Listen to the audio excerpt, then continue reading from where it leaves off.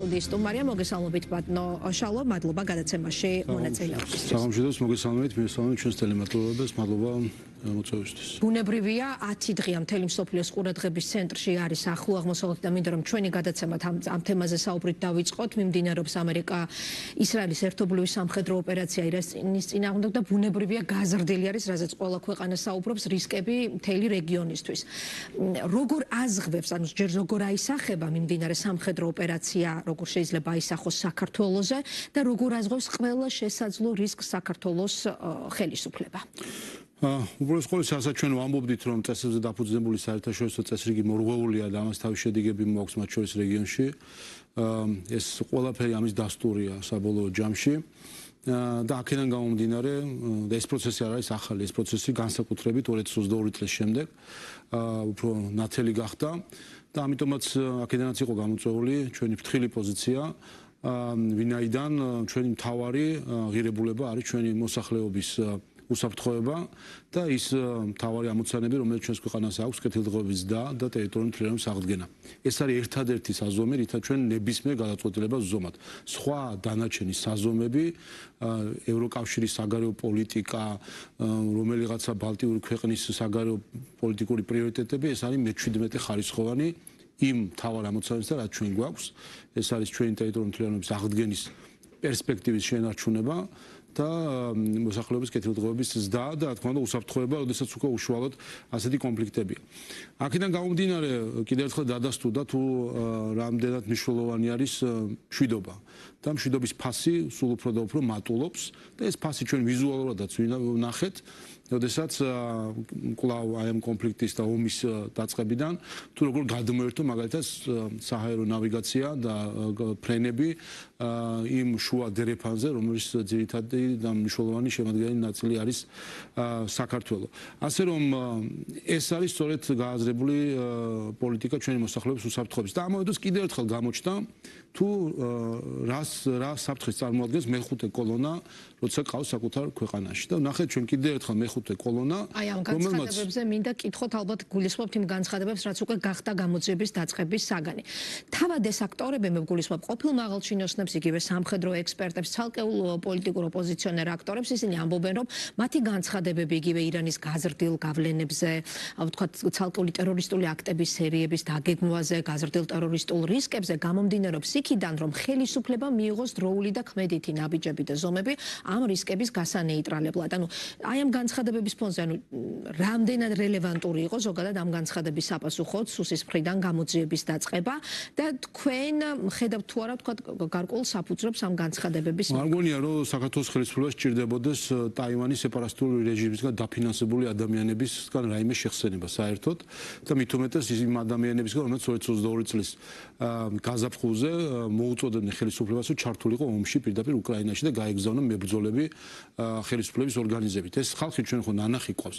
ზუსტად იგივე სცენარი, რაც 2022 წელს აღმოქმედეს საქართველოს წინააღმდეგ, საქართველოს დესტაბილიზაციისთვის, იგივე სცენარი ვნახეთ ახლაც, იგივე სახელები, იგივე სახეები, რომელსაც პირდაპირ სამიზნედ მონიშნეს საქართველოს სხვადასხვა ძალებისთვის და რაც თავარია ეს თემაც გამოიყენეს იმისთვის, იქნებ რაიმენაირად შემოეტანა ჩვენს ქვეყანაში არეულობა, წაეკიდა საქართველოს სხვადასხვა ქვეყანასთან, ეძულებინა საქართველოს რომ გამოსულიყო რაღაც განსაკუთრებული პოზიციებით ამ საკითხთან დაკავშირებით. კიდევ ერთხელ ჩვენი გამოწვევები არსად არ წასულა და პირიქით სულ უფრო იმატებს და ამის სწორედ ჩვენი სწორი პოლიტიკის შედეგი არის რომ კიდევ ერთხელ კონფლიქტები იზრდება, ფართოვდება, რაოდენობრივად მეტი ხდება და საქართველოში შენარჩუნებულია მშვიდობა და სტაბილურობა და იმ ხალხისგან კიდევ ერთხელ რომლებიც ყველანაირად ეკაჩებიოდნენ ამ ქვეყანას სხვა კონფლიქტებში ნამდვილად არ საჭიროებთ გამორიცხავთ ყველა იმ საფრთხეს, რაზეც ისინი მიუთითებდნენ და თუ გამორიცხავთ მაშინ რა ინტერესი იყო, რის გამოც ისინი აკეთებენ მსგავსი ტიპის განცხადებას. როდესაც ასეთი ომები და კონფლიქტებია რეგიონში, რა თქმა უნდა, საფრთხები არსებობს. და სწორედ ამიტომაც აირჩია ხალხმა ის ხელისუფლება, რომელიც დღეს არის ქვეყნის მართვაში, რომელსაც აქვს უნარი რომ ესაფრთხები მართოს. თორემ ესენი რომ ყოფილიყვნენ ხელისუფლებაში 2022 კი არა, აი ეხლაც ჩაგთავდნენ სხვადასხვა სახის კონფლიქტს. იგივე გაკრიტიკებდნენ რომ მარტო არ იკრიბება მაგალითად უსაფრთხოების საბჭო. რომელიც აღარ არსებობს. აი ესეც ხო აჩვენებს საერთოდ საქართველოს ექს-პრეზიდენტი ზურაბიშვილი ასეთ რაღაცას იტყვის, ისიც არ იცის რომ აღარ არსებობს უსაფრთხოების საბჭო. ამ ხალხს რა უნდა ვენდოთ საერთოდ მათ სიტყვას რა ფასი აქვს და კიდევ ერთხელ უცხოეთიდან დაფინანსებული უცხო ძალების გავლენის გამტარებლები საქართველოს ხელისუფლებას ჭკუას მოასწავლიან. ტაივანის სეპარატისტული რეჟიმისგან დაფინანსებული ხალხი საერთოდ როგორ ბედავენ რომ ჭკუას ასწავლია ქართული ხალხის არჩეულ ხელისუფლებას. რაც შეეხება ძალიან მნიშვნელოვანი გზავნილები მიიღო ასევე საერთაშორისო პარტნიორებისგან გულისხმობ EUTHO საპარლამენტო ასამბლეის დელეგაციას, იმიტომ რომ 2 დღის განმავლობაში ძალიან ბევრი შეხვედრა გაიმართა როგორც თქვენთან, პირადად თქვენთანაც იყო შეხვედრა, პრემიერ-მინისტრს შეხვდნენ, საგარეო საქმეთა მინისტრს, მმართველი პარტიის წარმომადგენლებს, ასევე ოპოზიციას და სამოქალაქო სექტორის წარმომადგენლებს. ძალიან მნიშვნელოვანი იყო ის გზავნილები და განცხადებები, კონკრეტული მკაფიო გზავნილებით დატოვა დელეგაციამ საქართველოს. ერთ-ერთი მთავარი მუდმივად ყველა განცხადებაში ჯერ კიდევ გუშინ პრესკონფერენციაზე ზეპირ განცხადებებში აქცენტირება იყო დიალოგის ნაკლებობაზე და დიალოგის არარსებობაზე. მე ციტირებაც მოვახდინე ასამბლეის პრეზიდენტის, რომ თქვა და კომუნიკაციის არარსებობის გამო ის არის გაკურვებული. შესაბამისად, მისი ერთ-ერთი მთავარი მოწოდება რომ დაიწყოს პირდაპირ კომუნიკაცია ყველა პოლიტიკურმა მხარემ იმისთვის, რომ თქვა პოლარიზაციის მაღალი დონე მისივე სიტყვებს გავიმეორებ იყოს დაძლეული. ხელისუფლება რამდენად მზად არის რომ ეს რეკომენდაცია მიიღოს, ანუ მზად არ ხართ თუ არა იმისთვის რომ ოპოზიციურ პოლიტიკურ სპექტრთან დაიწყოს დიალოგი. უბრალოდ ყოვლისა მადლობა გქონდეს ჩვენ დელეგაციისთვის, იმ დელეგაციის მიმართ იმ შეფასებისთვის, რაც მან გააკეთეს. ორი მნიშვნელოვანი საკითხი. ერთი განცხადება იმასთან დაკავშირებით, რომ სახელმწიფო ინსტიტუტების წინააღმდეგ ძალადობით მათი დამხობა ეს ყველანაირ დასაგმობია და EUTHO საპარლამენტო ასამბლეა ჯერჯერობით ერთადერთი არის, ვინც ეს მარტივი ჭეშმარიტება თქვა და მეორე რომ ბოიკოტი არ არის პოლიტიკური პროცესის ჩამნაცვლებელი, მათ შორის საპარლამენტო საქმიანობის ბოიკოტი მეორე მარტივი ჭეშმარიტება, რომელიც აქამდე მხოლოდ EUTHO საპარლამენტო ასამბლეამ თქვა. ხო, აი მარტივი თეზისებია, ხომ, რომ არ შეიძლება ხელისუფლების დამხობა ძალადობით, აი უმარტივესი ამას არ ჭირდება. შეხვედრების დროსაც გაიმეორეს. რა თქმა უნდა, თავისთავად და როცა საჯარო თამასამობი გასაგებია შეხვედრებზე ცოტა მეტიც ითქვა. და ბოიკოტი საპარლამენტო მანდატისაც მიუღება. ორი უმარტივესი ჭეშმარიტება, რომელიც ვერ ვათქმევინეთ დღემდე ევროკავშირის ვერცერთ წარმომადგენელს. ახლა გამოდიოდა ქალბატონი კოსი გუშინ იყო დღეს გუშინ და სასწაული რაღაცები ლაპარაკა, ადამიანი წარმოდგენა არ აქვს საერთოდ რომელ ქვეყანაზე საუბრობს. ორი მარტივი ჭეშმარიტება ვერ წამოვაცდინეთ ევროკავშირის მის ელჩს, რომ არ შეიძლება ძალადობით დამხობა. ხო, აი მარტივი ჭეშმარიტება არის და რომ არ შეიძლება ბოიკოტი. იცით რატომ არ ამბობს ამას ევროკავშირის ელჩი და რატომ არ ამბობს ამას ევროკავშირი და ბრიუსელი? იმიტომ როგორც კი ამ მაგიურ ჭეშმარიტებას იტყვიან ამ ფორმულას, იმავე მომენტში გამოაცლიან რადიკალურ ოპოზიციას იმ საკვებს, რომელიც თავად მათ მისცეს. გამოაცლიან მათ მიერ პარლამენტის საქმიანობის ბოიკოტის და მანდატების გადაყრის გამართლებას, გამოაცლიან პრეზიდენტის სასახლეზე ძალადობის და რაც მთავარია მომავალ ძალადობის მათეულ ლეგიტიმაციას გამოაცლია.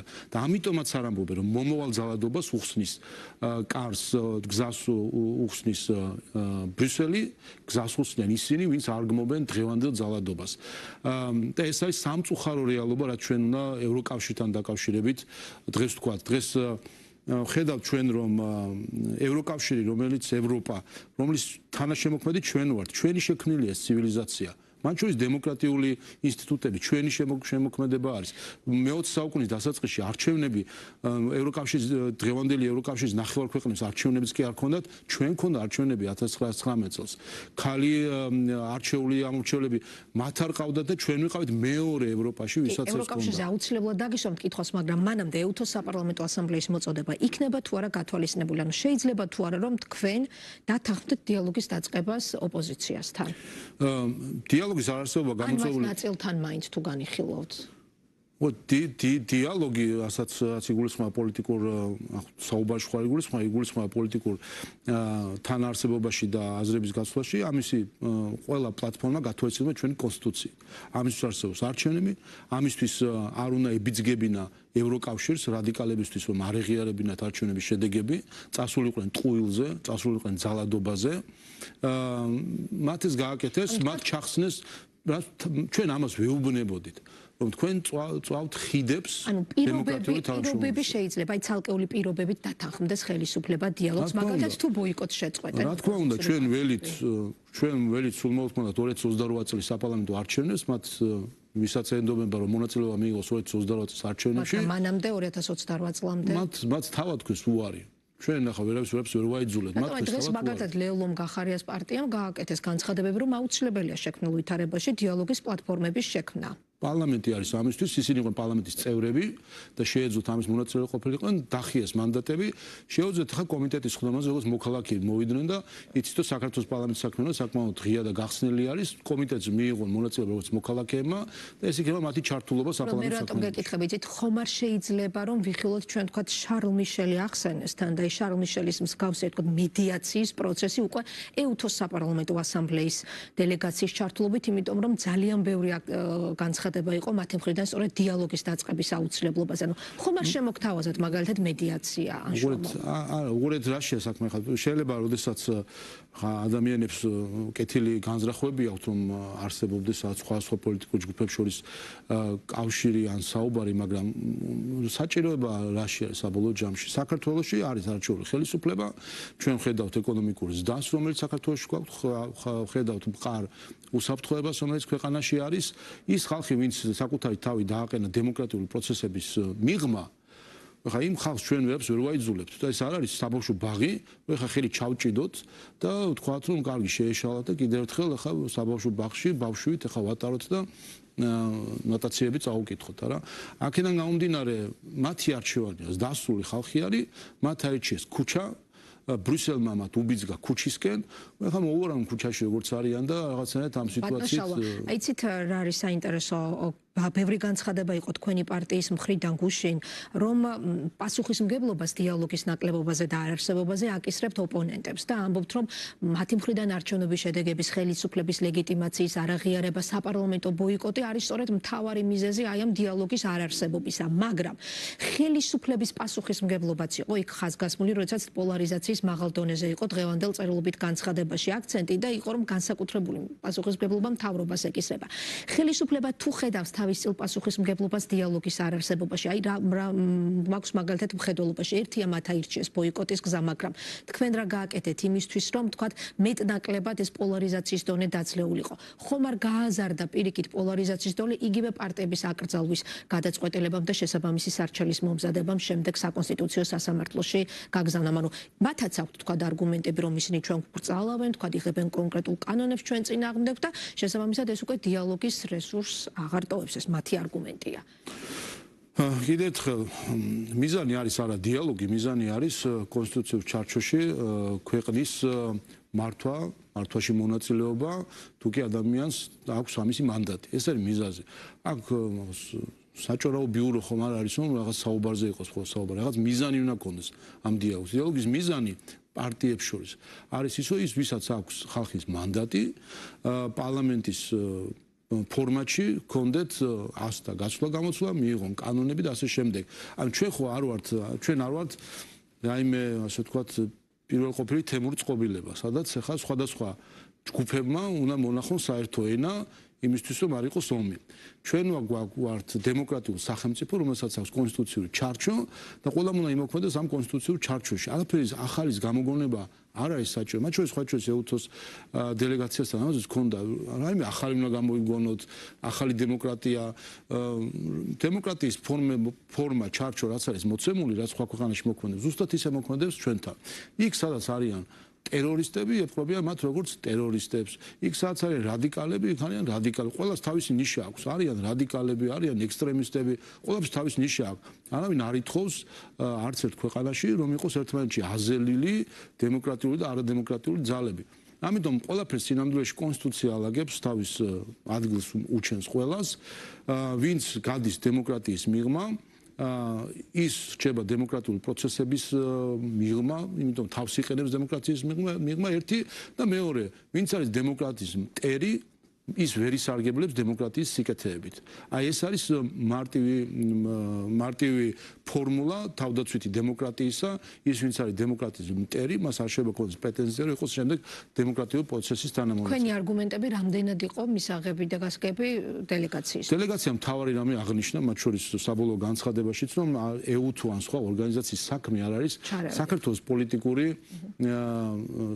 პოლიტიკური ლანდშაფტის დალაგება რაღაც გემოზე.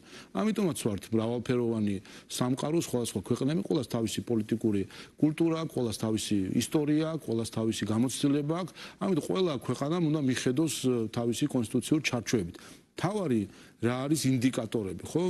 მათ შორის იმაში თუ ქვეყნის პოლიტიკური მდგომარეობა როგორია. ინდიკატორი არის ეკონომიკური განვითარება, უსაფრთხოება, სტაბილური განვითარება, კრიმინალური მდგომარეობა, ასე შემდეგ. ყველა ამ მონაცემით საქართველოს არათუ კარგად გამოიყურება რეგიონში და რიგ შემთხვევაში მთლიანად ევროპაში არის მოწინავე პოზიციებზე, რაც აჩვენებს, რომ ძალიან ჯანსაღად მიდის სინამდვილეში. რადიკალები ყოველთვის იქნებიან. პრობლემა იმაშია, რომ ჩვენ უმცირესობას არ უნდა მივცეთ საშუალება, რომ უმრავლესობას უკარნახოს თავისი წესები. ეს არის ექსტრემიზმი, სწორედ ეს არის, რაც უნდა ზოგიერთ ჯგუფებს, რომ აქ რაღაც აპარტეიდი ჩამოყალიბდეს, სადაც უმცირესობამ უნდა მართოს უმრავლესობა. ასეთი რამე, რა თქმა უნდა, ვერ დაუშვებს ჩვენი ხელისუფლება მით უმეტეს.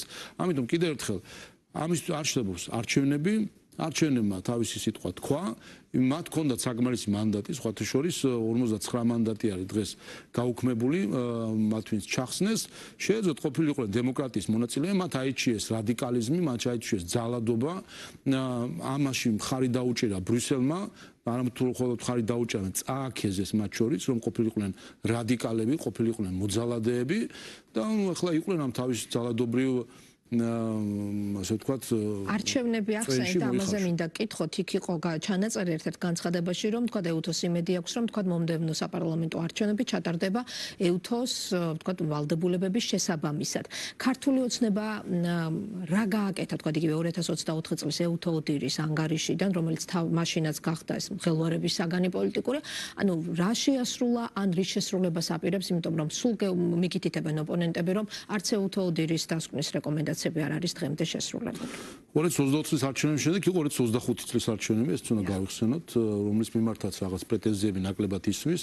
ჩვენ გვახსოვს 2024 წელს თქვენს რომ 300,000 ზეციური ქართველი არსებობდა, რომელიც არსაიდან გამოჩნდა და ქართულ ოცნებას მისცა ხმა და ასე მიიღო ქართულმა ოცნებამ თითქოს 1,120,000 ხმა. 2025 წელს ქართულმა ოცნებამ გავიმეორეთ იგივე შედეგი, გავიმეორეთ. და რატომ იქ მაინც ვეღარ აღმოაჩინეს კიდე ეს მითიური კარუსელები და ავტობუსები და არ ვიცი მე ასე თქვა ორჯერ ხმის მიცემა და ასე შემდეგ, ხო?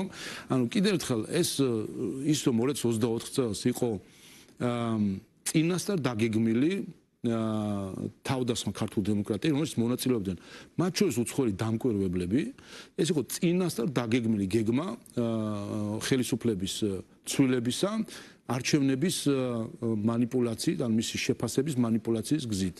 და ჩვენ მათ შორის ამ დელეგაციასთანაც ჰქონდა საუბარი. ჩვენ 2024 წელს ძალიან მძიმე პერიოდი იყო არჩევნების დღეებში, როდესაც ჩვენ ვიცით, რომ იყო ზეწოლა უცხოელ დამკვირვებლებზე და მისიებზე, სხვადასხვა ასევე უცხოელი მათივე კოლეგების მხრიდან, რომ ყოფილიყო უარყოფითი დასკვნები, რომ ის დასკვნები რაც ქონდათ შეცვლილიყო და ამაში პირდაპირ იყო ჩართული სხვადასხვა დელეგაცია, მათ შორის ევროსაბჭოს საპარლამენტო ასამბლეის დელეგაციის და ევროპარლამენტის დელეგაციის წარმომადგენლები. პირდაპირ იყო ზეწოლა სხვადასხვა უცხოელ დამკვირვებლებზე, რომ მათ შეეცვალა თავისი დამკვირვების შედეგები და მოერგოთ მათი გემოსვლის. ინტერესი რა იყო? ინტერესი იყო ხელისუფლებაში მოეყვანათ მარიონეტული რეჟიმი. ახლა სხვა რა ინტერესი ჰქონდა ევროკავშირის მოქმედ ერთს, რომელიც პირდაპირ ჩართული იყო წინასაარჩევნო კამპანიაში, რომელსაც ჰქონდა პირდაპირ კამპანია ასე ვთქვათ, გაშლილი ქართული ოცნების წინააღმდეგ პირადად ევროკავშირის ელჩს. ევროკავშირი აფინანსებდა კამპანიას ქართული ოცნების წინააღმდეგ. თქვენ გახსოვთ მომჯარია და სხვა NGO-ები, რომელსაც პირდაპირ კამპანია ჰქონდათ, მათ შორის ვიდეოები ვრცელდებოდა შემდეგ, როდესაც ისინი შეხვედრებზე პირდაპირ ქართული ოცნების წინააღმდეგ კამპანიას ეწეოდნენ. ევროკავშირის გადასახადის გადამხდელების ფულით. აი ეს არის ჩარევა სხვა ქვეყნის დემოკრატიაში. ამაზე ვსაუბრობთ, როცა ვამბობთ, რომ ბრიუსელი დღეს არადუ აცდერილია ევროპულ ღირებულებებს. მას ამ მხრივ უკვე ნაკლები კავშირი აქვს საერთოდ ევროპულ ღირებულებებს და ამ მხრივ და ასეთი გზით ბრიუსელი იქამდე მიიყვანს ევროპულ კავშირს, რომ მისგან მხოლოდ ევროპული მხოლოდ სახელი გადარჩება. ასე რომ ეს პრობლემა არის, ჩვენ ამას უნდა თვალი გავუსწროთ. ჩვენ სინამდვილეში პარლამენტს მიღამ ოპოზიცია რეალურად არ გვყავს. ჩვენ გვყავს ოპოზიციის სახით გვყავს ბრიუსელი. ის არის რეალურად დღეს საქართველოს ხელისუფლების ოპოზიცია, რომელიც პირდაპირ ცდილობს კანონდარღვევით პოლიტიკაში ჩარევას, ფულის შემოტანას ისე, რომ ქართულმა ხალხმა არ გაიგოს და ისე დაბანდებას პოლიტიკაში ფულის. ცდილობს ზეწოლას მედიაზე და ხედავთ რეზოლუციებს, სადაც მოწოდებები არის, მათ შორის თქვენი ტელევიზიის ხელმძღვანელობის წინააღმდეგ. ამას აკეთებს დღისით, ბზისით ხალხი, რომელსაც ევროპის დროშა უკიდია კედელზე. აი ეს მივიღეთ 21 საუკუნეში ევროპას აცდენილი ევროკავშირი. სინამდვილეში ეს არის, ამას თვალი უნდა გაუსწროთ. კიდევ ერთხელ, ერთ-ერთი მთავარი ტაბუ, რაც უნდა დაიმსხვრეს, არის ის, რომ ჩვენ ბრიუსელი წარმოვიდგინოთ, ევროპა კავშირი წარმოვიდგინოთ წმინდა ძროხად, ბრიუსელი წარმოვიდგინოთ ვატიკანად, სადაც უმცდარობის პრინციპი მოქმედებს.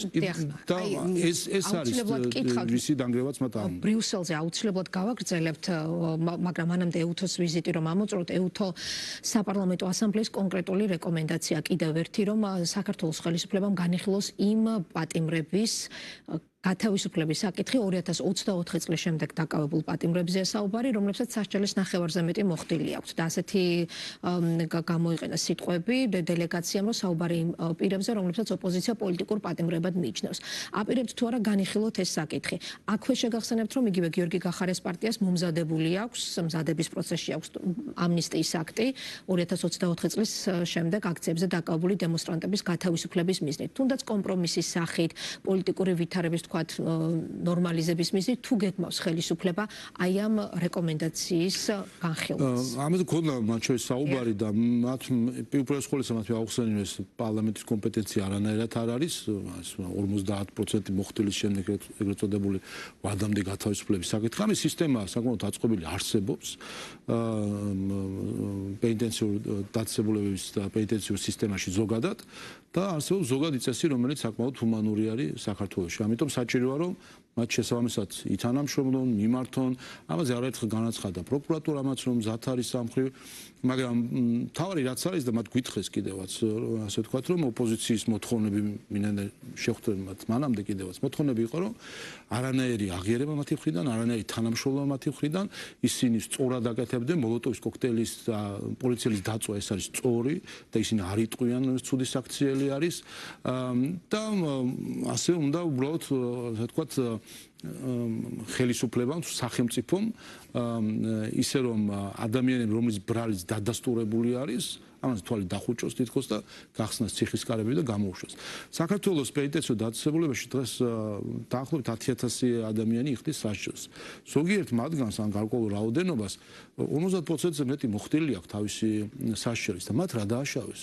ამე განსაკუთრებული არის უჩა აბაშიძეში, რომელიც საკუთარი ცოლის სექსუალური ექსპლუატაციის გამო არის დღეს ციხეში. ის არის სინდისის პატიმარი და თქვენ დააკვირდით, რომ როცა საუბრობენ, მათ შორის ახლახან კიდევ ერთხელ ევროკომისიის სპიკერმა თქვა, რომ მოითხოვთ გათავისუფლდნენ ყველა პოლიტპატიმრები. თუ ასე შემდეგ ყველა. დამნეჯებით თქვით, რომ ვინ არის სია მოგვეცით ერთი. რატო არასდროს არ ამბობენ სიას ევროკავშირის ელჩი, ბრიუსელი, რატო არც ერთხელ არ ამბობენ სიას? ვინ არის ერთი მათი ჩამონათვალი გითხრან და ძალიან გვაინტერესებს. მიხეილ სააკაშვილი არის თუ არა პოლიტპატიმარი? უჩა აბაშიძე არის თუ არა პოლიტპატიმარი? არის თუ არა პოლიტპატიმარი ის ვინცაც პირდაპირ ეთერში ვნახეთ პოლიციას წიხლებით რომ შედგა. როდესაც რომელიც მოლოტოვის კოქტეილი აიღო, ცეცხლი წაუკიდა ადამიანმა და მეორე ცოცხალ ადამიანს ესწროლა რომ ის დაეწვა ცოცხლად. აი ეს არის პოლიტპატიმრობა მათი გაგებით, ეს არის ევროპული გაგება პოლიტპატიმრობის. რადგან მათ აქვთ პრეტენზიები, რომ თქვა მეორე მხრივ არ დასჯელანის ცალკეული სამართალდამცავები, რომლებიც თქვა იძალოდეს დემონსტრანტებზე, აი ამ მიმართულებით მაინც რაღაც კომპრომისის სახით რომ მთავრობამ ეს ნაბიჯი გადადგას. თუ განიხილება ამ დანაშაულების გაქვითვის პრინციპი არ არსებობს არსად. ევროპაში არ არსებობს, შევა რომელიც სხვა კონტინენტის, რომელიც სხვა ქვეყანაში არსებობს, არ ვიცი. დანაშაულების გაქვითვა არ არსებობს, ანუ ადამიანმა დანაშაული ჩაიდინა დავინახეთ პოლიციას დაარტყა ადამიანმა სახეში, ხო დავინახეთ. და ხო არავის არ უნდა რომ ერთი სიტყვა დაძრანო, ეს ცუდი საქციელია. ძალადობის მსხვერპლ დემონსტრანტებსაც და მათზე რომ სამართლებრივი რეაგირება დღემდე არ არის დადგარი ამ შემთხვევებზე. აი ასეთ დროს ხელისუფლებას რა პასუხი აქვს მაშინ? რაც შეეხება ამ საკითხებს კიდევ ერთხელ თქვა, რომ სულ ჩვენ რაც ვნახეთ, აი ამ თლიან პროცესში თუნდაც შევაჯამოთ თლიან პროცესში, როდესაც იყო მცდელობა ხელისუფლების დამხობის, პარლამენტის დაწვის, პოლიციელებზე თავდასხმის და გუშინ სხვა ჩვენს თქვენ ეთერში ამ ტელევიზიაში იყო დებატები საზოგადოების წარმომადგენლებს შორის და ძალიან კარგად აღწერა ერთ-ერთმა მონაწილემ, აბერტი ჩაიცვითო თუნდაც ის აღჭურვილობა და იცი რა ქვია ფეიერვერკებით გესვრით ეთი რამდენს და როგორ გაუძლებთ და ამას ხო პირდაპირ ეთერში ვუყურებდით. აი ახლა დებატები რო აქვს ელენე ხოშტარიაზე, რომელიც ტრაბახობდა, რომ დიახო მე ვყიდულობო იმ ფეიერვერკებსო, მე ვარიგებო, რომ ესწონონ ადამიანებსო და ამ ადამიანს დღეს აგმირებს ევროკავშირი. აი მარტო ეს ერთი მაგალითი ხო მოწმობს იმას, რომ დამთავრდა ევროკავშირი როგორც ღირებულება, დამთავრდა ევროპარლამენტი როგორც ღირებულება, როდესაც იმ ადამიანს, რომელიც ამასო სხვისთვის სროლას, ცეცხლის სროლას მე ვაფინანსებ, მე ვყიდულობ და მე ვარიგებ, დგანან ეხლა და ამ ადამიანზე სურთ დებატები და რეზოლუციის მიღება. ამიტომ არის რომ ჩვენ კიდევ ერთხელ ქართველებმა ერთი რასაც ცდილობენ დღეს მათ შორის მეხუთე კოლონის დახმარებით და დაფინანსებით არის ის რომ ჩაგვინაცვლონ საბჭოთა მოსკოვი ბრიუსელით. მეტი ხო არაფერი არ არის. რაიმე ღირებულებითად, ხო ზუსტად აი ეს არის იმ ადამიანების წარმოდგენაში, როგორც იყო თავის დროზე საბჭოთა მოსკოვი ვიღაცისთვის აქ თბილისში, დღეს მათთვის არის ბრიუსელი იგივე. და უნდა მივხვდეთ ერთ რამეს, რომ არავისგან ჩვენ არანაირი მორალური გაკვეთილები არ გვჭირდება და არ საჭიროებთ ამ ხრივ არაფერს. განსაკუთრებით იმ ხალხის მხრიდან, რომელიც ძალადობას ეძახის ევროპას და ამით ანადგურებს საერთო ჯამში საკუთარ პოზიციას. იყო თხოვნა დელეგაციისგან რომ კონკრეტულ პატიმრებს შეხვედროდნენ, მათ შორის იყო მზია ამაღლობელი ნახსენები, თუმცა მიიღეს ხელისუფლებისგან უარი, რითაც აბუთებს ხელისუფლება ამ უარს, ანუ რატომ უთხრეს უარი? აქაც კიდევ ერთხელ პარლამენტის კომპეტენცია ეს არ არის პატიმრებთან შეშვება არ შეშვების საკითხი, თუმცა მნიშვნელოვანია ეს ერთი რამე. რომ ამაზეც სხვა დროსაც გქონია ხოლმე საუბარი, რომ ინტერესი რა არის? ინტერესი არის თუ ის არის, რომ იცოდნენ თუ რა პირობებში ხდება სასჯელის მოხდა, არის ადვოკატები, რომლებიც ყოველდღიურ რეჟიმში შედიან და ადვოკატების მხრიდან აქვთ ინფორმაცია, სახალხო დამცველი, რომელიც აქვთ ინფორმაცია, ანუ სინამდვილეში ყველანაირი ობიექტური ინფორმაცია არსებობს.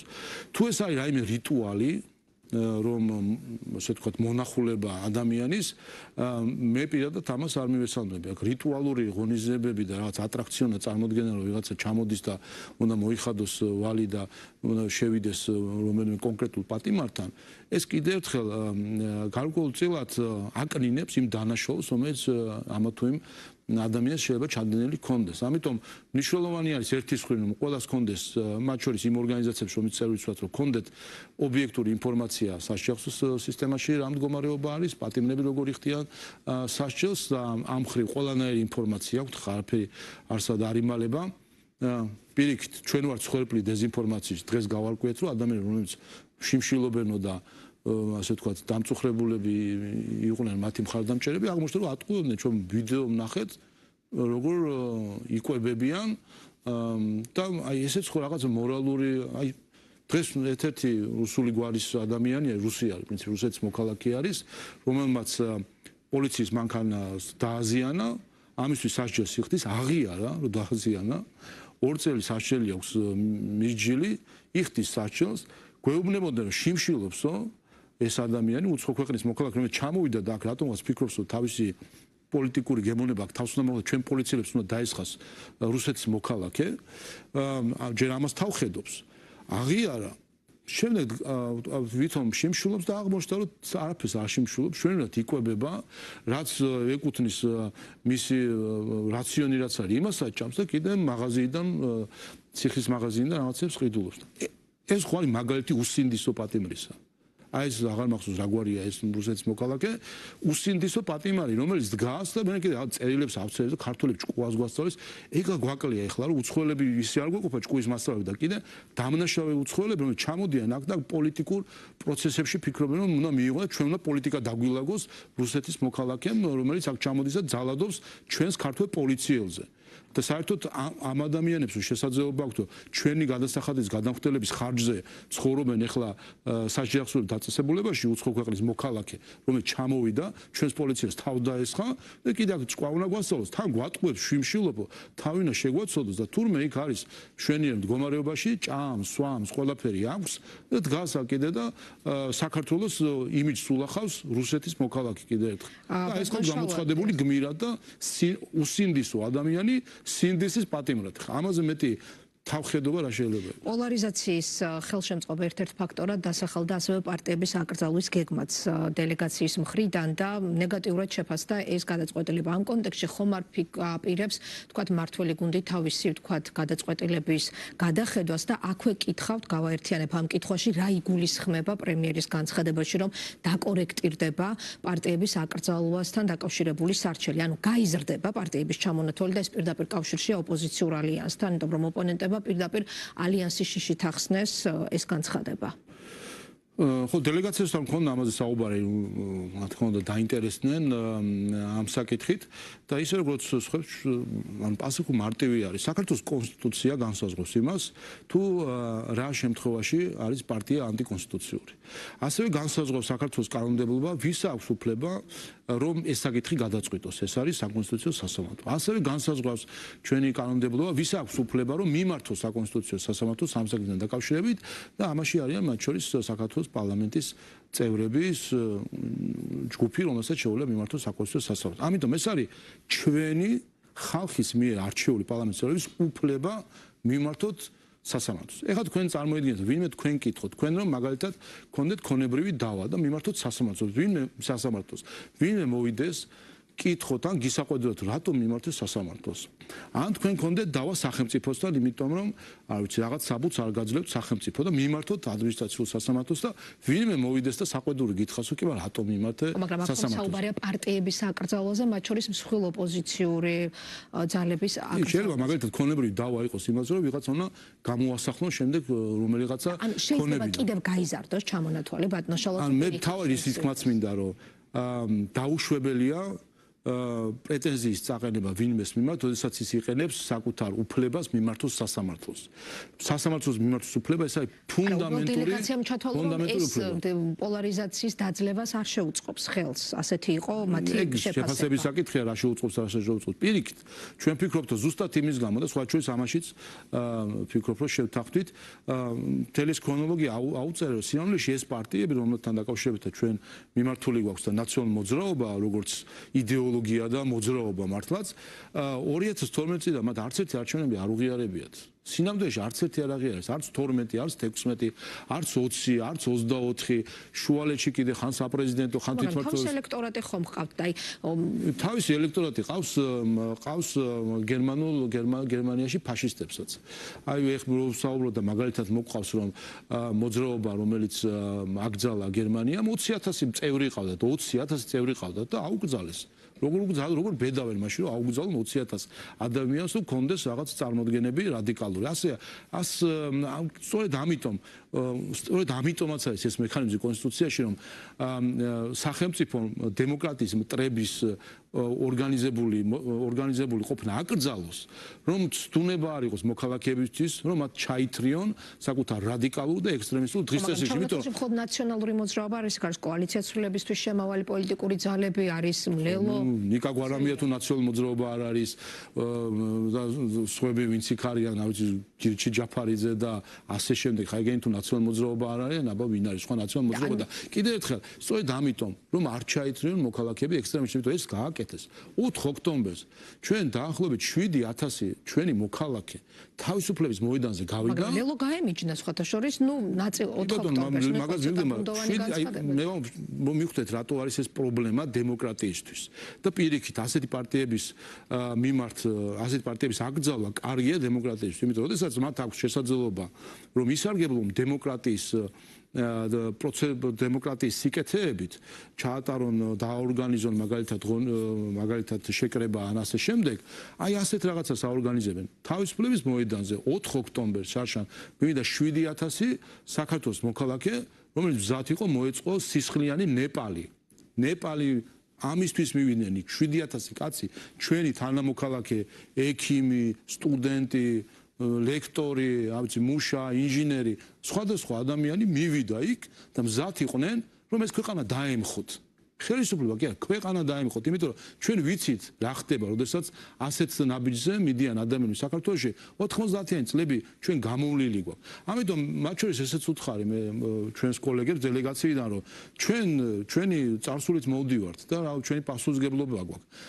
ყველას თავისი პასუხისგებლობა აქვს. მათ შორის ესპანელი ხელმძღვანელი არის დელეგაციის და ასამბლეის ხელმძღვანელი, ივა თავისი გამოწვევაა რადიკალისტთან და ექსტრემისტთან ესპანეთში. ასე რომ ყველა ძალიან კარგად ესმის ამ გამოწვევებს გაიზარდოს ბატონოს შალო იქ თავისუფლების თავისთავად ის ეგრეთ წოდებული ალიანსი და სინამდვილეში ერთიანი ნაციონალური მოძრაობა ისევ დაუბრუნდა თავის მთავარ სახელწოდებას, იცვლიდნენ ხან გირჩს ირქმევდნენ, ხან ახალს, ხან იმას, ხან ამას. სინამდვილეში ხა რაც მოხდა, აღდგა ისევ ერთიანი ნაციონალური მოძრაობა. ასეთი ერთიანები მე მგონი უკვე დიდი ხანია არ ყოფილან ფორმალურად უკვე ასე ვთქვათ გაერთიანებული. ამიტომ რა თქმა უნდა ეს ფაქტორი ჩვენ გვაძლევს იმის მიზეზს, რომ დავფიქრდეთ ხომ არ მოხდეს იმ წრის გაზრდა, რომელზეც აქამდე შეიძლება სიაში შეიყვანოთ თავისუფლების მოედანი, ფედერალისტები?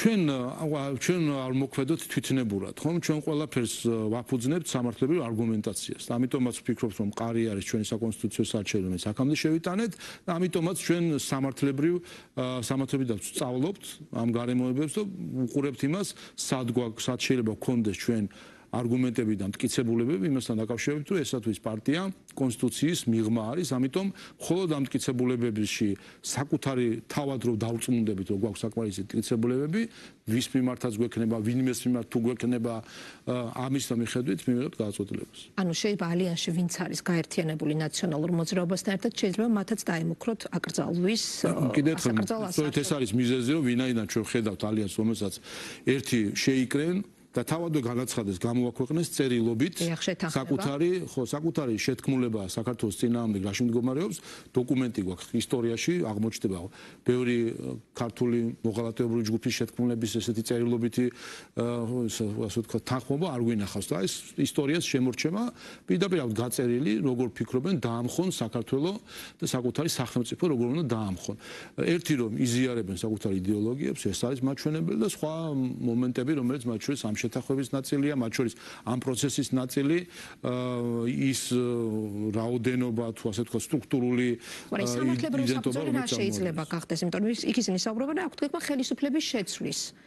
რაც არის მათი პოლიტიკური საქმიანობის ნაწილი და ერთ-ერთი მთავარი მიზანი, ხომ? აი სამართლებრივი საფუძვლები არის კონსტიტუციაში აღწერილი და ზუსტად იგივე, რომელიც არის ჩვენ საკონსტიტუციო საარჩევნში, თუ კი არის კონსტიტუციის მიღმა მოქმედების განზრახვა, თუ კი არის ხელისუფლების დამხობის განზრახვა, თუ კი არის ანტიდემოკრატიული ქმედებების განზრახვა და არ მხოლოდ განზრახვა, არამედ თვითონ ქმედებიცაც დასტურდება, ეს არის საფუძველი. ის უნდა ველოდოთ კორექტირებულ ვერსიას. ნახოთ, მალე განვიხილავთ ახლა ჩვენ ამ საკითხს, ვჯელობთ ამასთან დაკავშირებით და ნახოთ იმის და მიხედვით, რაზეც ჩამოყალიბდებით, მივიღებთ გადაწყვეტილებას ანისი, ანას კიდევ ერთხელ ჩვენ მოგვცა თვითონ ამ ნაბიჯმა, იმით რომ თავადვე ოფიციალურად შექმნეს ანტიქართული ასე ვთქვათ გაერთიანება, მოგვცა საბაბი იმისთვის რომ დავფიქრდეთ რასთან გვაქვს საქმე, ხომ არ არის სამართლებრივი საფუძვლები იმისთვის, რომ ჩვენ კონსტიტუციურ საარჩევნში შევიტანოთ შესაბამისი შესაბამისი. ძალიან მნიშვნელოვანი არის ეუთოს მოსკოვის მექანიზმის ახსენა საპარლამენტო დელეგაციამ. ერთი მხრივ ჩვენ მოვისმენთ საპარლამენტო ასამბლეისგან, ვთქვათ, ცალკეული გზავნილები, რომლებიც ხელისუფლებისთვის იყო, ვთქვათ, მნიშვნელოვანი და მისაღები, იყო, ვთქვათ, კრიტიკული გზავნილების თქვენი მისამართით იყო კრიტიკა პირდაპირ დაირიბი ოპოზიციის მისამართითაც, მაგრამ ასევე ჩვენ ველოდებით EUTO-ს მოსკოვის მექანიზმის ფარგლებში ფაქტების დამდგენ მისიას, ხო? იმიტომ რომ მოსკოვის მექანიზმი გულისხმობს, რომ ხელისუფლების, თქვათ, სურვილის მიუხედავად ეს მისია მაინც უნდა ჩამოვიდეს საქართველოში და შეისწავლოს უფლებრივი მდგომარეობა და შესაძლო დარღვევები, რაზეც საუბარი იყო 24 ქვეყნის მოთხოვნაში. ანუ EUTO-ს 24 ქვეყანამ პირველად ამოქმედა ასეთი მექანიზმი საქართველოს მიმართ. რეპუტაციულად ეს რამდენად დააზიანებს ქვეყანო როგორ აისახება ეს ქვეყნის იმიჯზე და აპირებთ თუ არა რომ ითანამშრომლოთ ფაქტების დამდგენ მისიასთან, რომელიც უნდა ჩამოვიდეს ამ მექანიზმის ფარგლებში. პირველი თავად დელეგაციამ განაცხადა, რომ მოსკოვის მექანიზმს არანაირი კავშირი EUTO-ს საპარლამენტო ასამბლეასთან არ აქვს, საპარლამენტო ასამბლეის მექანიზმი არ არის, ეს არის EUTO-ს, თქვათ, აღმასრულებელი ნაწილის ფორმატი. ერთი, მეორე, მისია უკვე ჩამოსული იყო, უბრალოდ ერთი ადამიანი, რომელიც ეს ანგარიში უნდა წარადგინოს. სამი წევრისგან არის ხომ დაკომპლექტებული? ერთი ადამიანი არის და ერთი ასისტენტი ყავდა. ერთი კვირის წინ იყო, მათ ჩვენ შევხვდით და ქონდა შესაძლებლობა სხვა სუბიექტებსაც შეხვედროდა. ანუ თანამშრომლობის რეჟიმი გექნება. ანუ მე ჩვენ ყველას ვეუბნებით ერთ რამეს, მათ შორის მოსკოვის მექანიზმით ჩამოსულ პოლონელ პროფესორს ქალბატონი იყო, რომელიც იყო ჩამოსული. უთხარით ერთი რამე, რომ ჩვენი რატომ ვართ ჩვენ ასე მშვიდი ზოგადად ქართული ოცნება? რატომ ვართ მშვიდი? იმიტომ რომ ჩვენ ვდგავართ სიმართლეს. ეს ისეთი ფუნდამენტია, რომელიც დრომ გვაჩვენა, რომ ამას ვერაფერი ვერ არყევს. შეიძლება რამდენიმე კვირით, რამდენიმე თვით, რამდენიმე წლითაც ეს სიმართლე დაფარონ დეზინფორმაციით, რაღაცნაირად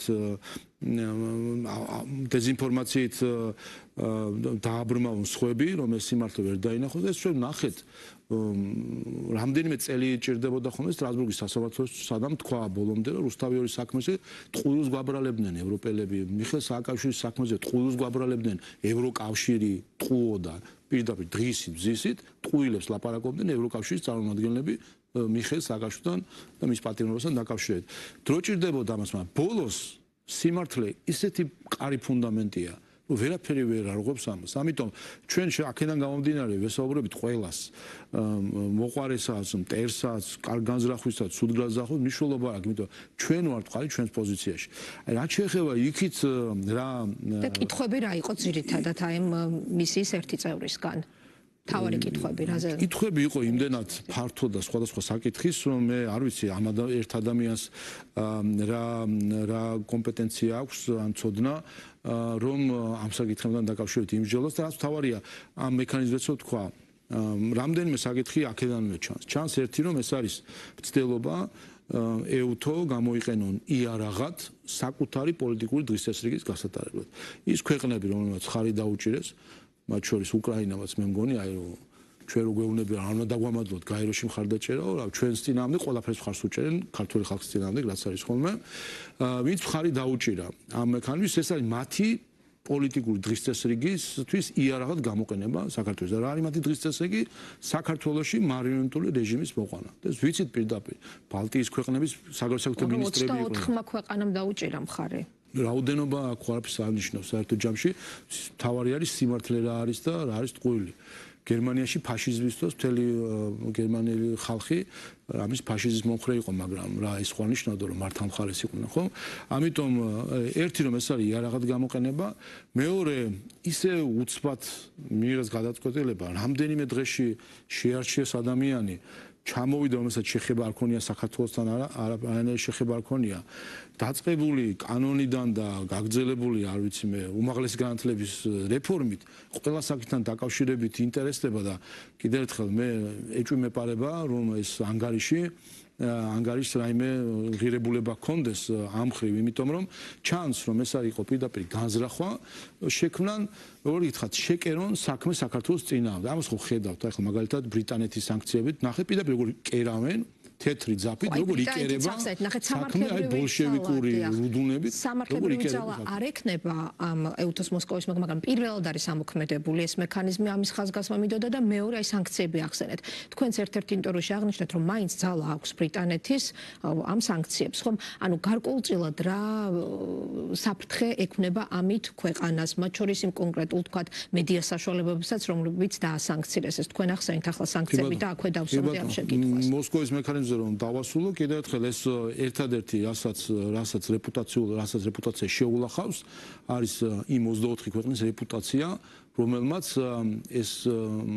რომელიც ცდილობს საერთაშორისო ორგანიზაცია გამოიყენოს ქვეყნის წინააღმდეგ. ამის გამო არის ამერიკის შეერთებული შტატები, რომ გადის საერთაშორისო ორგანიზაციები, ხედავ ეს არის ინსტრუმენტი, რომელსაც იყენებენ მათ შორის ამერიკის შიდა საქმეებში ჩასწრებით. ახლა სადაც ამერიკა ჩივის და ამიტომ გადის ორგანიზაციებიდან, რომ გასაგებია, რომ საქართველოს მიმართ არის გარკვეული მტრული მიზნები, რომელსაც ცდილობენ სხვადასხვა მექანიზმით მიაღწიონ. და კიდევ ერთხელ საქართველოს მიმართ რომ ამას ამოქმედებს და რა ვიცი მე ეუთოში ბევრი წევრია და რაღაც მაინც ჩვენ მოუვედით ვიღაც არ მოუვედით თვალში ეს კიდე სხვა საკითხი. რაც შეეხება ბრიტანეთის მიერ დაწესებულ სანქციებს, ეს არის მაგალითი იმისა, თუ რას ნიშნავს უცხოური მავნე მიზნები სხვა ქვეყანაში. ეს არის ჩვეულებრივი ჰიბრიდული ინსტრუმენტი ქვეყნის წინააღმდეგ, ქვეყნის სუვერენიტეტის წინააღმდეგ. და სამწუხაროა ჩვენ დღესაც ვნახეთ, ეს არის ბრიტანეთის მთავრობამ საქართველოს და ქართველი ხალხის სუვერენიტეტის წინააღმდეგ გაილაშქრა. ეს არის მართლა კატასტროფა, რასაც ვაკვირდებით ჩვენ, ეს აჩვენებს ზუსტად რომ წესებზე დაფუძნებული საერთაშორისო წესრიგი აღარ არსებობს. როდესაც სახელმწიფო თავს ესხმის მეორე ქვეყნის თავისუფალ მედიას, ამის უკან უნდა შევხედოთ რა არის რა мотиваცია დგას ამის უკან. мотиваცია არის რომ გააჩუმონ მართალი სიტყვა. როცა ამის პარალელურად გვესმის რომ იყო მცდელობა რომ ბრიტანეთს დაეფინანსებინა პარტიული პროპაგანდის ინსტრუმენტები, ტაბულა და სხვა და დღემდე არ ვიცით რას აფინანსებენ, ეჭვია რომ რაღაცა შეიძლება ფინანსდება იატა ქვეშ. ანუ ხედავ რომ ასე ვთქვათ აფინანსებს პროპაგანდას და ცდილობს დააზიანოს მართალი სიტყვა, თავისუფალი მედია, დახუროს რეალურად, განზრახვა ხო ეს არის მთავარი მიზანი. ნიშნავს ეს არის საინფორმაციო თავდასხმა ქვეყანაზე, მაგრამ რეპუტაციულად ქვეყანა იღებს თუ არა ზიანს და ანუ იმ სანქციებსაც, იმ ფინანსურ სანქციებს. არ ვიცი, როცა არის აგრესია, ვინ იღებს ზიანს, რა თქმა უნდა, უკრაინა იღებს ზიანს, როდესაც რუსეთი მას თავს დაესხა, მაგრამ აქ თხოვნა მართალი ხო უნდა გავარჩიოთ. რა თქმა უნდა, ზიანს შეიძლება იღებდეს ქართული მედია ამისგან, მაგრამ აქ აგრესორი არის ბრიტანეთი. ეს არის აგრესია სხვადასხვა სახეა. ეს შეიძლება იარაღით იყოს და შეიძლება იყოს ასეთი ინსტრუმენტები და დღეს ხედავთ, რომ ძალიან ასე ვთქვათ ესე თავისუფლად ეპყრობიან საშუალებს, რომელიც მათ აქვთ იმის გამო, რომ მათ ენდნენ. იმიტომ იმის გამო, რომ სხვადასხვა ქვეყანა ენდო ბრიტანეთის საფინანსო სისტემას, ამ ნდობას ახლა იყენებენ როგორც იარაღს სხვა ქვეყნების მიმართ, რომ გამოვიყენებ ფინანსურ სანქციას, რომ შენ დაგაზიანო. კიდევ ერთხელ ეს არის საინფორმაციო თავდასხმა საქართველოზე.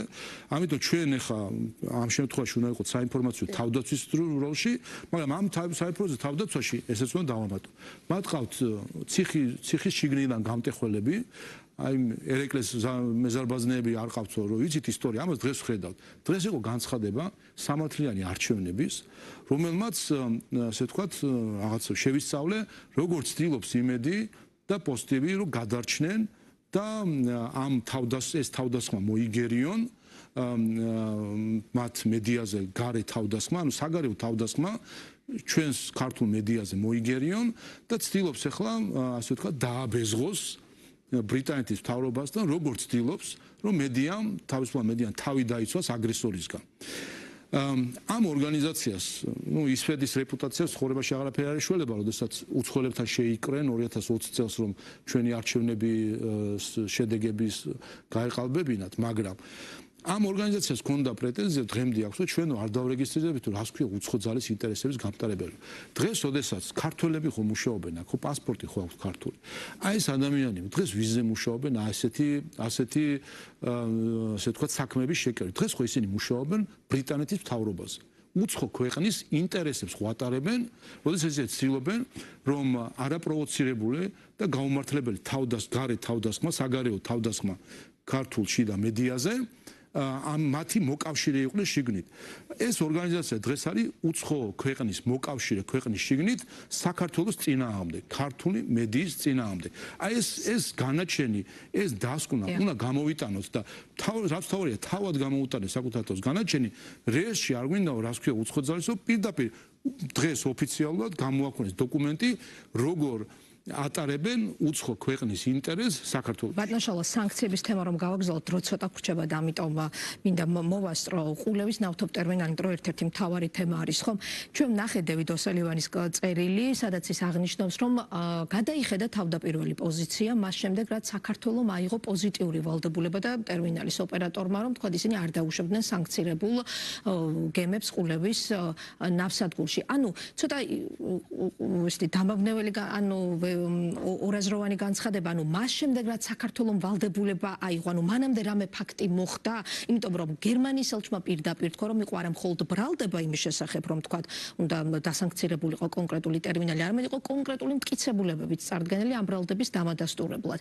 შესაბამისად, აი ისიც რომ გადააბხედეთ პოზიციას მას შემდეგ რაც საქართველოს აიღო ვალდებულება, როგორ გავიქოთ ეს დევიდ ოსალივანის წერილის ეს ნაწილი. ხო, ბატონ პეტერზე ალბათ ჯობია დროს უნდა ვხარჯავთ ახლა ეს ადამიანი ჩვეულებრივი პროპაგანდის რუპორი არის საქართველოში და მას აქვს თავისი პირადი ამოცანები და ხედავთ ამ ამოცანებს ძალიან კარგად. რაც შეეხება თავად ამ პროცესს, რასაც ჩვენ ვამბობდით, დადასტურდა ის. არც ერთი მტკიცებულება არ იქნა წარმოდგენილი, თუმცა მერწმუნეთ რამენად გამოჟონავდა ამ ბრიუსელი. ყველაფერი ჟონავს ხოლმე ბრიუსელიდან, ასე ვთქვათ, გადაწყვეტილებები, რომელიც საიდუმლოდ მიიღება, ისიც ჟონავს ხოლმე რადიო თავისუფლების სხვადასხვა წყაროები და გამოჟონავდა რამ როგორმე რამე რო ყოფილიყო. ამიტომ არანაირი მტკიცებულებები არ იქნა წარმოდგენილი. ყველა კორესპონდენცია მათ შორის გასაჯაროა და მათ შორის საგარეო საქმეთა სამინისტროს წერილი ევროკავშირს, სადაც სწორედ ეს წერია რომ არანაირი ფაქტი არ არსებობს საქართველოს როგორც ყოველთვის ერთგული არის იმ ვალდებულებების, რომელიც გულისხმობს, რომ რაც ჩვენ პირველივე დღიდან ვთქვით, 25 თებერვალს 2022 წელსა, რომ საქართველოს არ დააწესებს ორმხრივ სანქციებს, მაგრამ უზრუნველყოფს, რომ საქართველოს არ იქნება ადგილი, სადაც მოხდება საერთაშორისო სანქციების გვერდის ავლა. და ამაზე არც ერთი ფაქტი დღემდე არ ყოფილა საქართველოსთან დაკავშირებით, არც ერთი მტკიცებულება არ ყოფილა.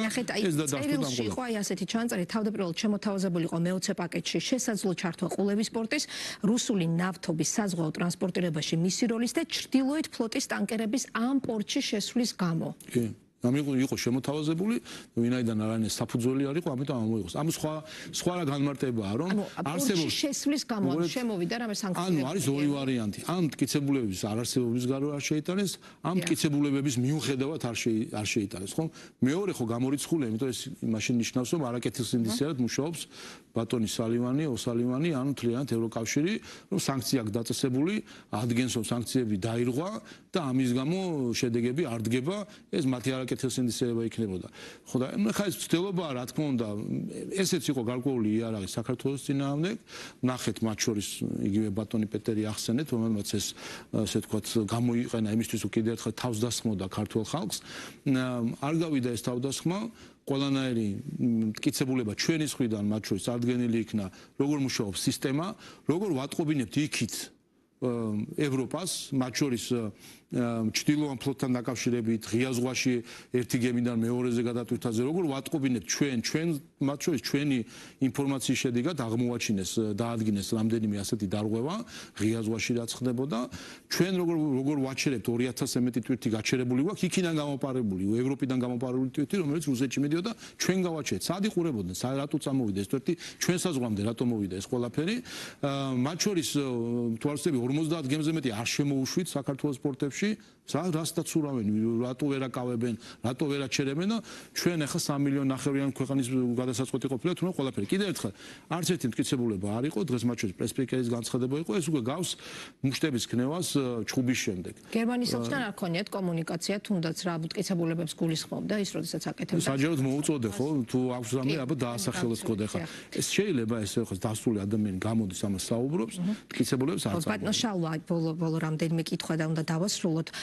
ესე იგი ბრიუსელთან დაკავშირებით რამდენიმე კითხვას გავაერთიანებ, რადგან დრო ძალიან ცოტა ვრჩება. ვაიმარის ქვეყნებმა გაავრცელეს გუშინ გერმანიამ, საფრანგეთმა და პოლონეთმა დაგმეს ბოლო გრანტების შესახებ და კიდევ 6 კანონში შესული ცვლილებები და შეაფასეს როგორც სახელმწიფო კონტროლის მოპოვება საზოგადოებრივ და პოლიტიკურ საქმიანობაზე, რეპრესიებად, მედიის და სამოქალაქო სექტორის დევნად. ანალოგიური გზავნილები ჩვენ გვესმის თვითონ ევროკავშირის ლიდერების მხრიდან. მარტაკოსი გაფართობის საკითხებში ევროკომისარმა გუშინ პირდაპირ თქვა, რომ ქვეყანას მიხავს არასწორი მიმართულები და ატყუებს ქართული ოცნება ხალხს, როდესაც ეუბნება, რომ ევროკავშირისკენ მიხავს. მაშინ, როდესაც უკვე ამოქმედი და ძალაში შევიდა მაღალჩინოსნების, ქართული მაღალჩინოსნების მიმართ უვიზო მიმოსვლის შეჩერების მექანიზმი და იყო პირდაპირ გაფრთხილება, რომ შესაძლოა თუ პირობები არ იქნება დაკმაყოფილებული და მოთხოვნები და კონკრეტული რეკომენდაციები არ იქნება გათვალისწინებული, შესაძლოა ხალხზეც გავრცელდეს ეს გადაწყვეტილება. რამდენად გაქვთ მოლოდინი, რომ აი სასანქციო რეჟიმი გაგრძელდება, ეს იქნება მომავალშიც მსგავსი გადაწყვეტილებები მიღებული და ხელისუფლება ამ რისკებს როგორ ასხვევს?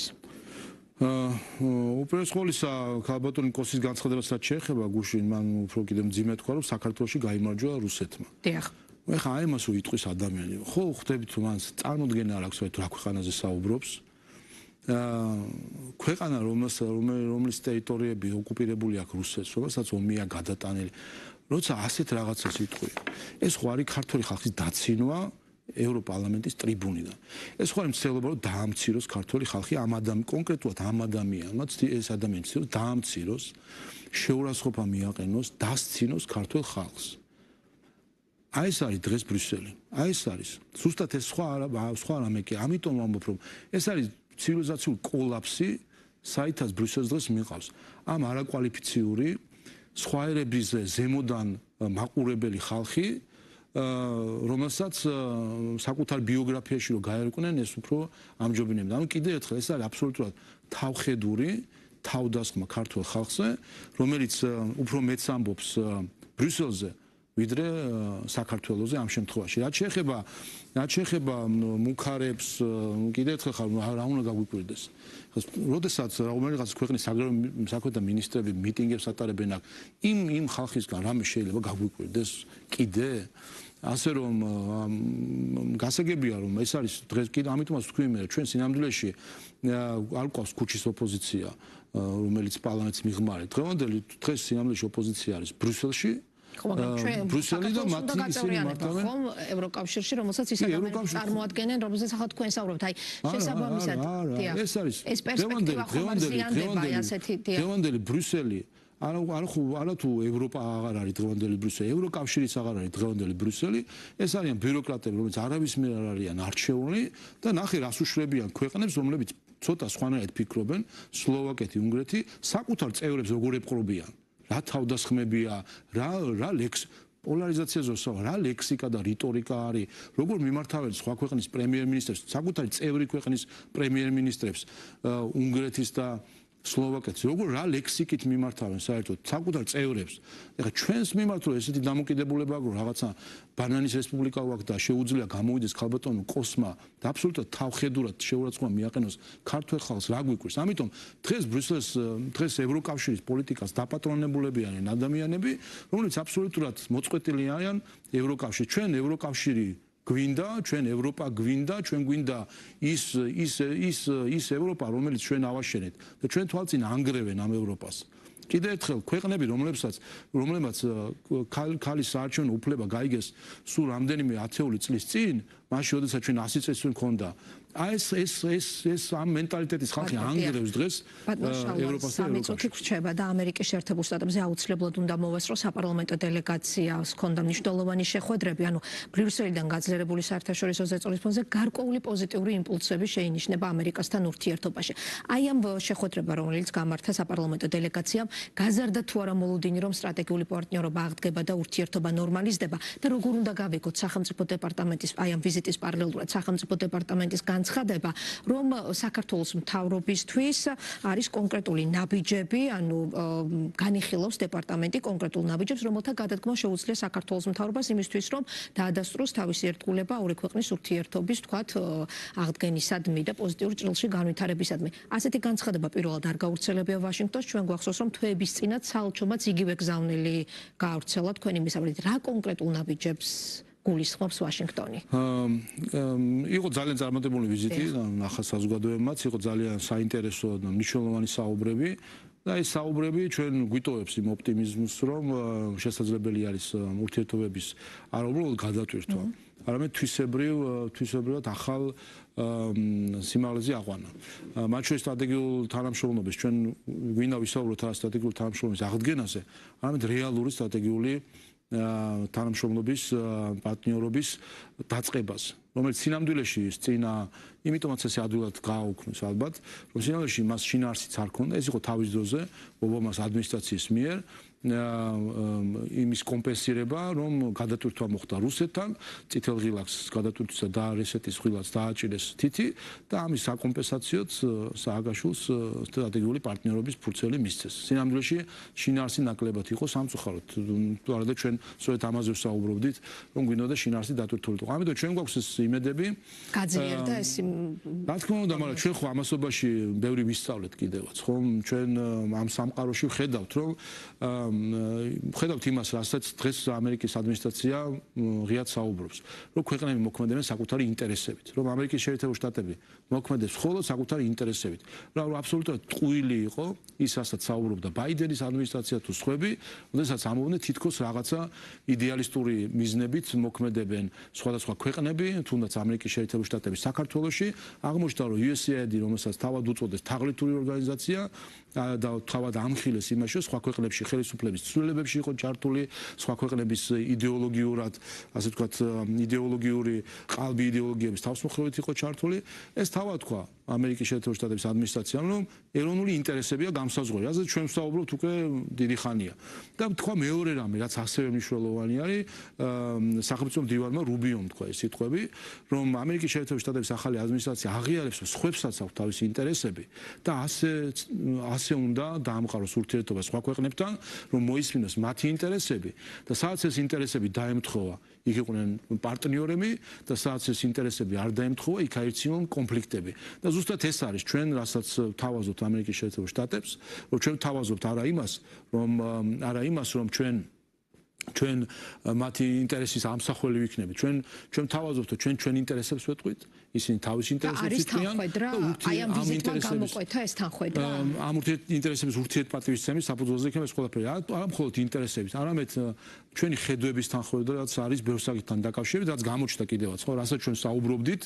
ეს ყველაფერი ამერიკის შეერთებული შტატების ახალმა ადმინისტრაციამ ფაქტები დაგვიდასტურა. საუბრობდით, რომ USAID ერევა ხელისუფლების შეცვლას და ერევა შიდა საქმეებში დაადასტურა ამერიკამ. საუბრობდით რა ნაბიჯების გადადგმას ელოდებიან თქვენგან? აი ამაზე თუ გაქვთ ინფორმაცია? მოლოდინი არის ურთიერთმოლოდინი, როგორც ჩვენ ველოდებით ამერიკის შეერთებული შტატებისგან, ისინი ელოდებიან ჩვენგან, ეს არის პარტნიორობა, ზუსტად ამას გულისხმობს საუბარს ერთმანეთის ინტერესების ღიად თქმას, არა დამალვას. რა ინტერესები აქვს და სწორედ ეს არის მათ შორის გამორჩეული ტრამპის ადმინისტრაციაში, ის ღიად ამბობს რა არის ინტერესები.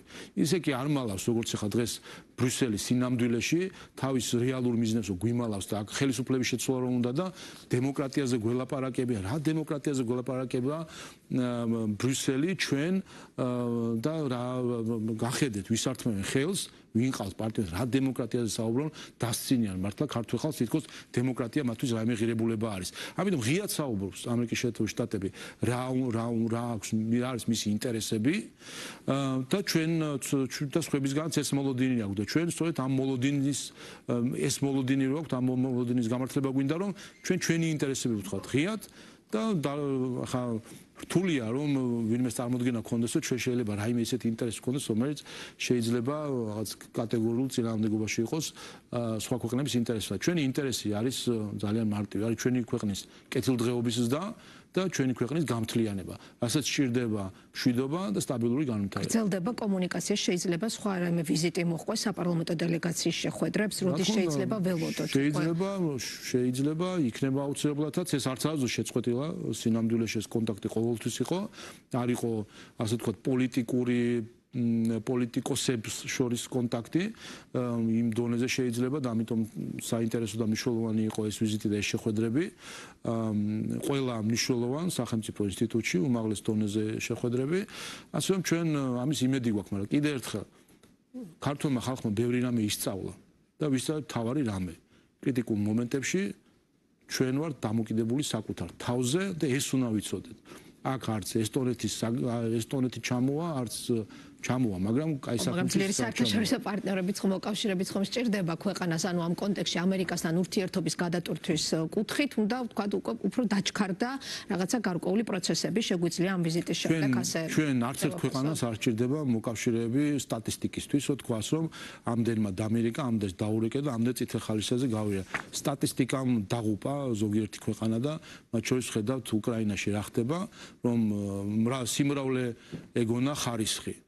და სიმრავლე რო ხარისხი არ არის, ამას ხედავთ ჩვენ უკრაინაში, თუ არა და აგერ არის ამდენი ევროკავშირის ამდენი წევრი ქვეყანა არის, დღე გამოშვებით ეფიცებიან ძმობას და მეგობრობას და მიაწოდონ ერთი პატრიოტებს, რატო არ აწვდიან 4 წელია იხოცება ადამიანი, რომ პატრიოტებით აღჭურვეთო, რომ რაკეტებისგან დავიცვათ თუნდაც დედაქალაქიო და ამასაც არ აწვდიან. ჩვენთვის გვინდა არ ყოფნის 4 წელია ეს ვერ შეძლეს, რომ მიეწოდებინათ ბოლომდე. ამიტომ როგორც მეგობრობა რაოდენობით არ არის, ასევე არის საერთაშორისო პარტნიორობა რაოდენობით არ არის. ეს არის თავარი არის ის, რომ ჩვენ გვქონდეს პარტნიორობა იმ ხალხთან, რომელთანაც ჩვენ ინტერესების თანხვედრა გვაქვს და სწორედ ამას ვცდილობთ. ასე იქნება ამის შემდეგ, რომ ჩვენ გვექნება ინტერესების თანხვედრის პარტნიორობა და არა რაოდენობრივი და სიის ჩამოსაწერად, რომ ბევრი მეგობარი და პარტნიორი ყავს და ზოგიერთი რომ ამბობდა რომ ტელეფონის დასარეკად უნდა დარეკვა ადვილი არის. იქიდან რა პასუხს გაგცემენ, ეგ არის მნიშვნელოვანი და ვის ელაპარაკები ამას აქვს მნიშვნელოვანი. ეს არის მნიშვნელოვანი. ასე რომ ეროვნული ინტერესები იქნება ამოსავალი ყოველთვის. ძალიან დიდი მადლობა საქართველოს პარლამენტის თავმჯდომარე შალვა პაპუაშვილი პასუხობდა